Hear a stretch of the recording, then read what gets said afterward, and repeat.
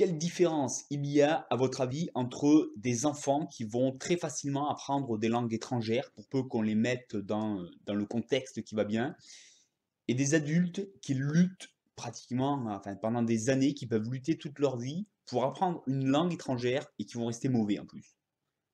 Alors, moi, la différence que je veux pointer du doigt, il y en a plusieurs bien sûr, mais une différence fondamentale qui est vraiment dans l'attitude, dans la façon de s'y prendre. Et finalement, quand vous observez un petit peu tout ça, vous pouvez vous apercevoir que c'est véritablement cette attitude générale, cette façon de percevoir les choses, soit comme ça, soit comme ça. Et on s'aperçoit que c'est vite diamétralement opposé et que ça va tout changer. Ça va tout changer et ça va changer bien entendu les résultats. Donc, moi, je veux attirer votre attention sur un point très intéressant. Les enfants, qu'est-ce qu'ils font? Les enfants, ils ont plutôt tendance à jouer, à se faire plaisir. Hein, vous savez, si vous avez fait un peu de pédagogie ou quoi avec les enfants, on sait que les enfants, c'est le plaisir immédiat, voilà, le résultat plus ou moins immédiat qui va les attirer. Et les choses un peu sur le long terme, il va falloir les forcer parce que c'est pas du tout dans leur nature. Un petit peu, ils voient pas sur le long terme, ils se disent pas, bon ben voilà, je vais faire des sacrifices, je vais me contraindre et puis un jour ça payera. Ça marche pas comme ça, les enfants. Et pourtant, ça apprend très bien les langues étrangères, pour peu qu'on les mette dans un contexte étranger, tout simplement. Un adulte, il est capable de faire des sacrifices, effectivement, il est capable de se contraindre, il est capable de s'infliger finalement beaucoup de contraintes, dans l'espoir que plus tard, il aura un résultat. Bon, hélas, pour les langues étrangères, on s'aperçoit que ben, c'est pas ce qui fonctionne. C'est pas ce qui fonctionne. Donc, moi, je vous invite à regarder finalement, reprendre un petit peu cette attitude, en tout cas cet aspect-là des enfants, et les enfants, finalement, pourquoi ils deviennent bons? Parce que si vous les mettez avec des gens qui parlent anglais, des enfants qui parlent anglais, ils vont jouer en anglais. Ils vont communiquer en anglais, mais parce qu'ils ont envie d'échanger.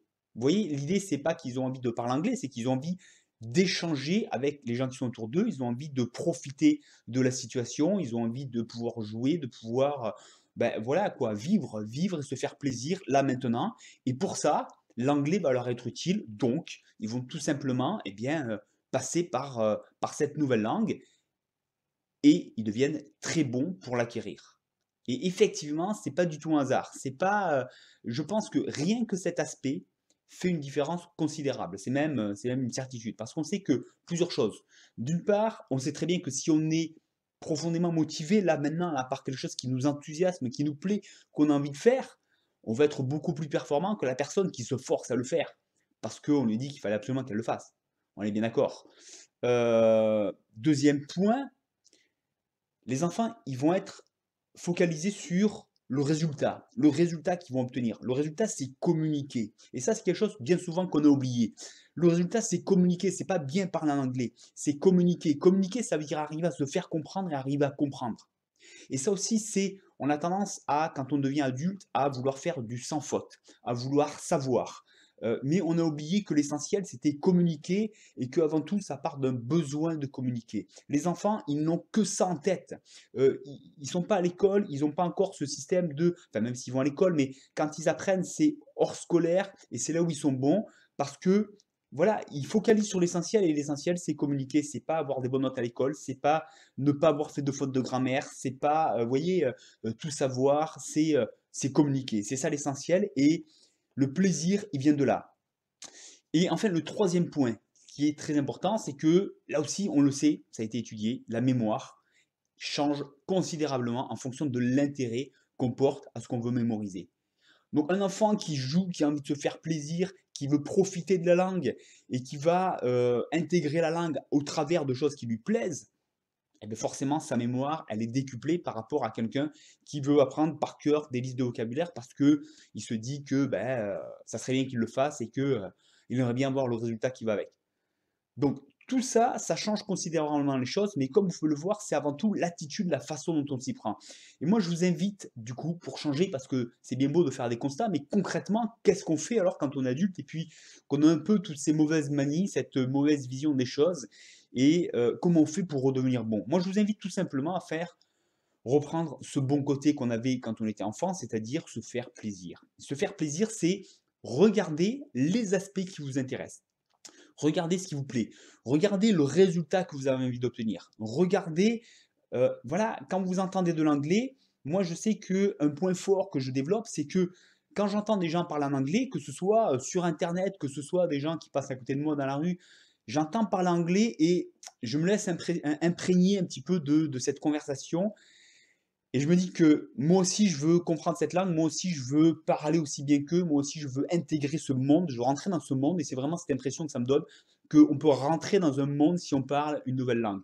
Et c'est vrai que ça ouvre tellement de portes, effectivement, que oui, on intègre vraiment un nouveau monde, on intègre, on construit une nouvelle personnalité, on rentre dans un nouveau monde, bref, c'est comme si on se crée une deuxième vie en plus de la nôtre, tellement il y a de choses qui s'ouvrent. Si vous focalisez un petit peu sur ce qui vous plaît, le résultat plaisant que vous voulez obtenir, pas un résultat intellectuel, vous dire bah oui, il faudrait que j'arrive à parler anglais quand je vais à l'étranger, quand j'ai des gens étrangers devant moi. Non, sur le plaisir, quand vous entendez ça, vous imaginez, vous voyez et vous savez qu'il y a un monde dans lequel vous pouvez rentrer, que vous êtes en train de faire, parce que très certainement vous avez déjà commencé à apprendre l'anglais, même si c'était pas forcément la meilleure manière. En attendant, vous avez certainement déjà des bases. Et moi, je vous invite à remarquer que déjà, vous pouvez commencer à communiquer, à vous faire comprendre, comprendre un peu et le plaisir que c'est, le monde dans lequel vous rentrez. Remarquez tout ce qui vous plaît, remarquez tous les progrès que vous faites quand vous pratiquez. Rappelez-vous qu'à chaque fois que vous pratiquez, vous devenez meilleur. À chaque fois que vous prononcez, vous êtes en train d'exercer votre prononciation pour peu que vous jouez le jeu de véritablement imiter la prononciation anglaise. Vous savez qu'à chaque fois que vous pratiquez, vous êtes en train de faire un pas de plus dans ce monde. Vous savez qu'à chaque fois que vous écoutez, que vous creusez un peu de vocabulaire, une expression, vous êtes en train de rentrer dans ce monde. Si vous focalisez sur le côté plaisir, vous développez toutes vos capacités, votre mémoire, votre faculté de rentrer dedans. Et bien souvent, c'est ce qu'on a oublié, c'est ce qu'on ne fait plus. On fait tout ça de manière intellectuelle et c'est bien là un petit peu la grosse problématique qu'il y a. Donc, oubliez le côté intellectuel, faites des erreurs, ça n'a aucune importance. On a toujours appris en faisant des erreurs et c'est certainement pas en apprenant une langue étrangère que ça va changer. Donc, oubliez tout le côté du est-ce que j'ai juste, est-ce que j'ai faux et faites-vous plaisir, communiquez avant tout. Donc, si vous faites ça, je vous garantis, les résultats ils vont changer. Vous n'avez qu'à regarder les enfants, c'est comme ça qu'ils fonctionnent et c'est pas un hasard s'ils ont de très bons résultats. Donc voilà, à vous de jouer. Moi, je vous rappelle que je vous propose la méthode en 10 minutes qui est très simple, mais c'est une manière de se faire plaisir, intégrer la prononciation, les expressions anglaises et voilà, être capable de comprendre et de s'exprimer à partir de contenu qui vous intéresse, qui vous plaît, que vous écoutez avant tout pour vous faire plaisir, avec juste un peu de méthodologie en 10 minutes par jour. C'est très simple, c'est efficace, c'est une manière évidente dans laquelle on peut évoluer et qui est abordable par tout le monde, bien entendu. Donc, vous avez le lien sur l'image suivante, en dessous de la vidéo sur YouTube, si vous ne pouvez pas cliquer sur l'image. Et puis, ben voilà, à vous de jouer. Vous laissez votre email sur le site parleranglais.training, vous recevez tout ça. Et puis après, je vous propose bien plein d'autres choses si vous voulez poursuivre avec moi. Mais en attendant, rien qu'avec ça, vous avez de quoi vous faire plaisir et devenir bon en anglais. Donc, à vous de jouer, vous savez ce qu'il vous reste à faire, ça tient qu'à vous. Focalisez sur ce qui vous intéresse, vous allez voir, ça n'a rien à voir avec ce que vous avez fait dans le passé. Et moi, je vous dis, on se retrouve très bientôt. Un petit pouce en l'air si ça vous a plu, comme ça je vous en fais d'autres. Inscrivez-vous à la chaîne YouTube, c'est pas encore fait, et on se retrouve très rapidement. I talk to you soon. Bye bye.